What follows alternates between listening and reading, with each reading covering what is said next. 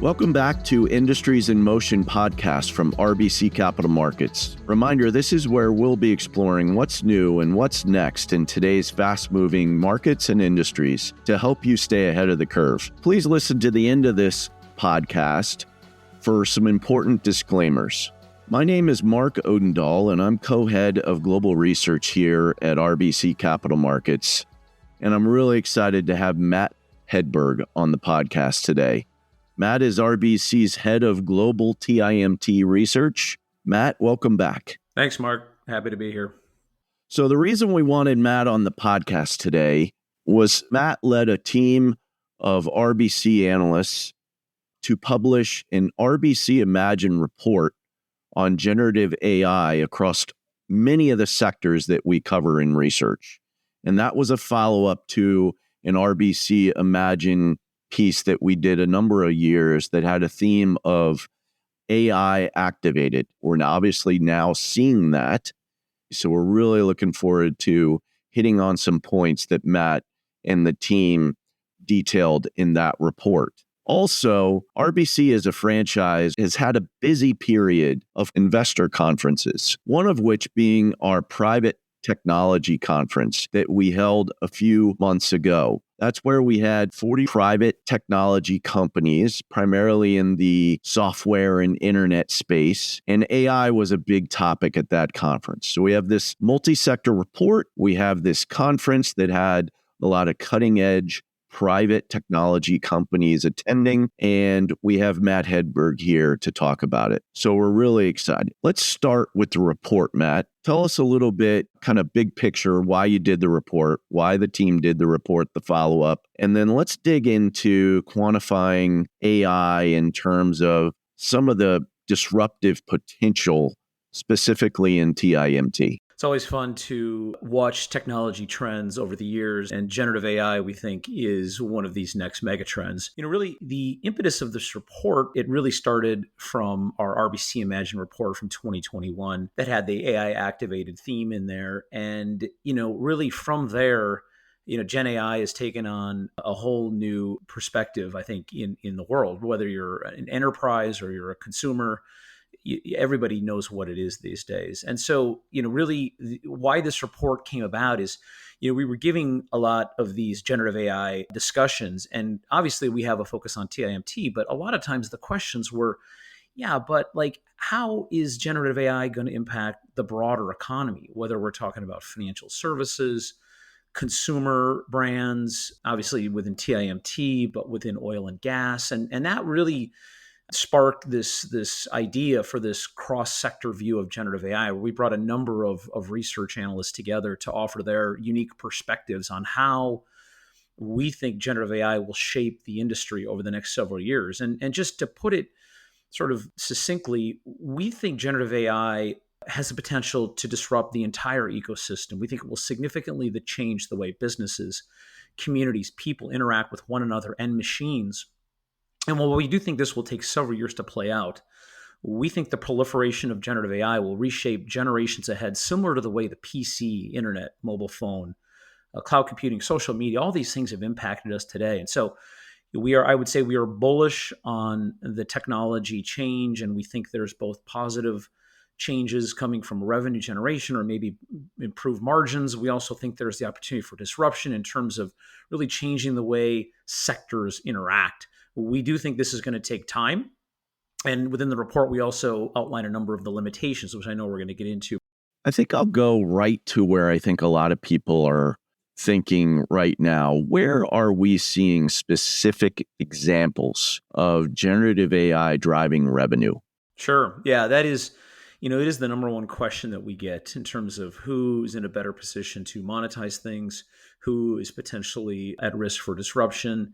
And maybe to kind of think about this in terms of numbers, when we think about the broader implications of AI, we're looking at about a 42% CAGR for generative AI revenue growth through 2032 to over $1.3 trillion.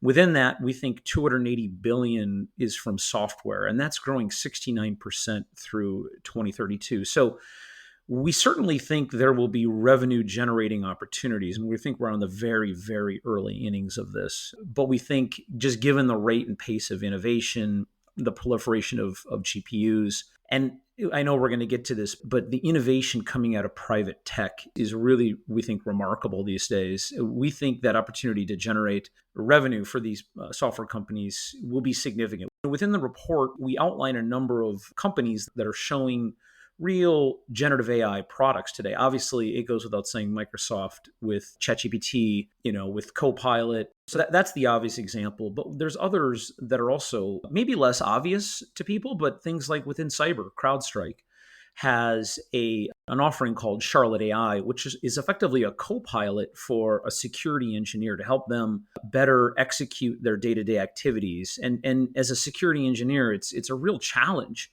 to sift through noise, and leveraging large language models to help these professionals do their job, we think is a really unique opportunity to monetize generative AI.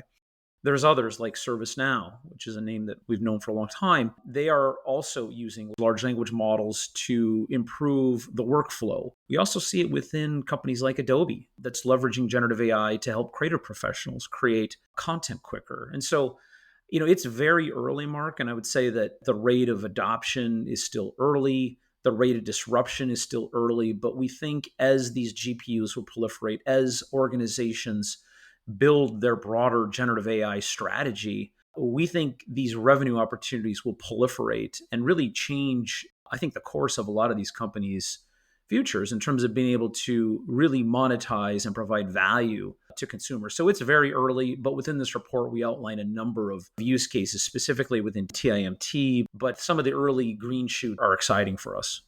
So that's great. So there's 3 public examples, right? CrowdStrike, ServiceNow, Adobe, all large public software companies. Let's pivot now to our event, the private technology event. I had the benefit of attending and watching you host like 15 firesides in a day that I didn't know was possible, but you survived it. What'd you learn? I learned a lot at that conference, and we learned that one executive races cars semi-professionally. We learned others are hang gliders, winemakers. I happen to be a Pearl Jam fan, which many of you know. So we did learn that, but we also, I think we saw firsthand, we hosted a number of vertical software companies, the power of some of these models. And really, when it comes to AI, the opportunity here is for these vertical software companies to leverage unique sets of data that are very different from horizontal providers like an Amazon or a Google. And it's because of this unique data advantage, we think they have the power to train their large language models to offer very, very specific insight, whether we're talking about the transportation industry, whether we're talking about ed tech, whether we're talking about the insurance agency or within the medical field. It really, really is exciting to see, I think, some of the power of these vertical software company emerge as they think about what is that really unique app that will set them apart. And we think that is a really, really exciting opportunity for investors to look at some of these disruptive ideas that are providing a really unique value to the market that others can't do, and that's a really exciting thing. And I think generative AI is turbocharging that to some extent.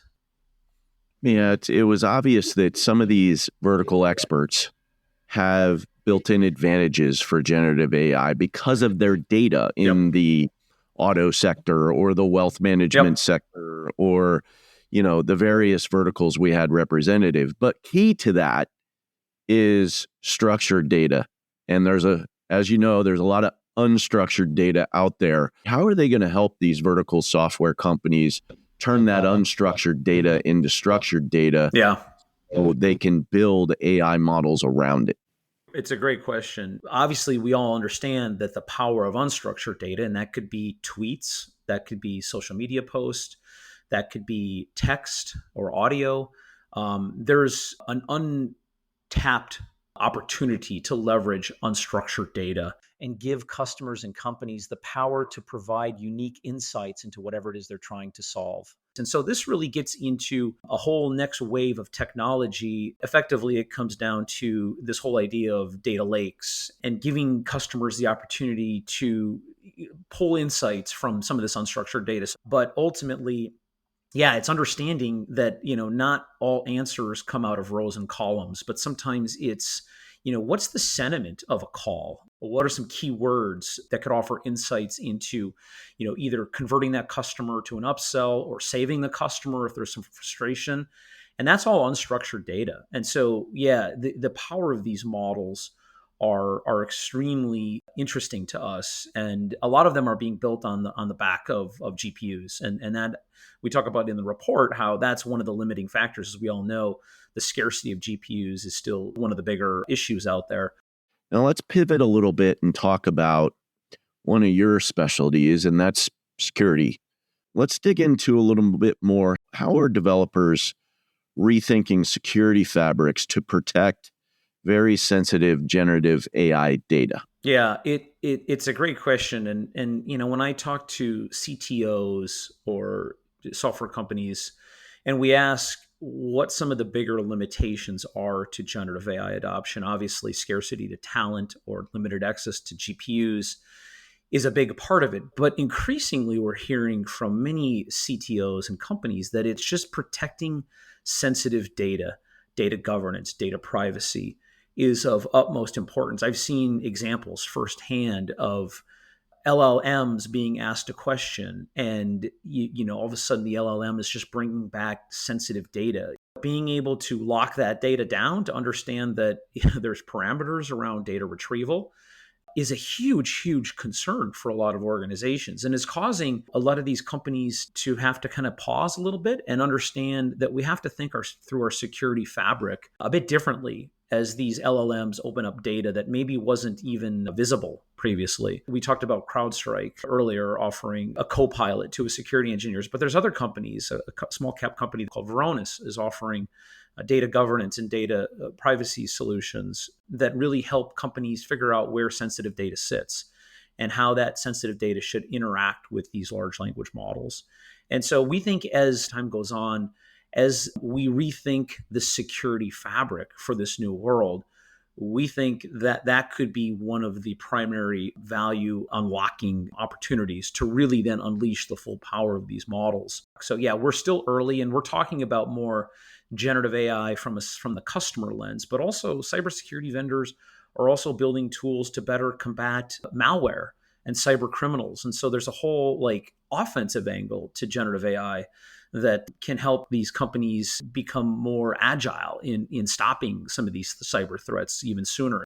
If I can touch base on something you just said, what's a specific example of kind of a security software company going on the offensive? Yeah, one of the key benefits of generative AI is code suggestion. So non-coders being able to write code is one of those aha moments that I think a lot of us realized early on.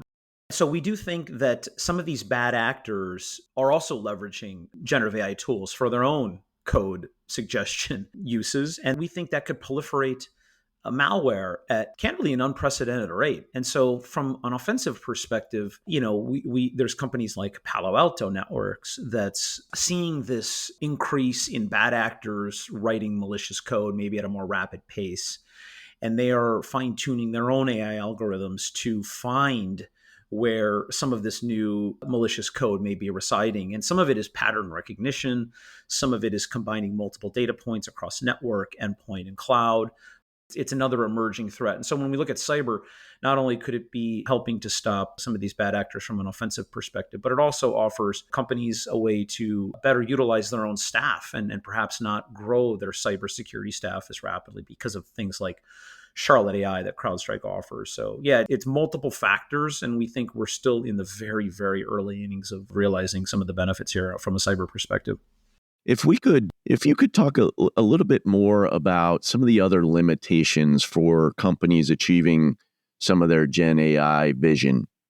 We started the podcast out saying we're bullish on generative AI. We're, a bit more, I think, realistic around the time to value. Data privacy is one of the areas that could limit the growth of generative AI. But there's other things, some of these things will just take time. Like some of these models are hallucinating.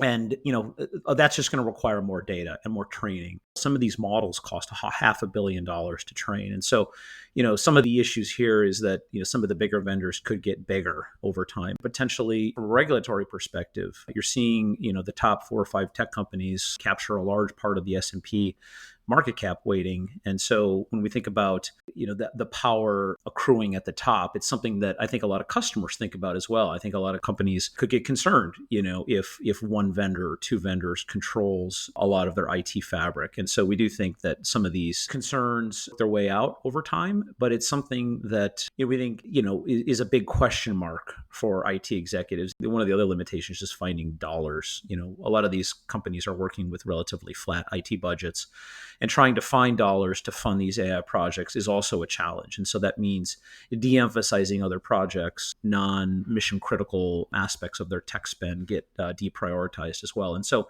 we think some of these limitations will work their way out over time, but it's going to take time. And I think as that continues to work its way out, I think there's going to be a lot more comfort in unleashing the full power of generative AI in an organization. What about regulation?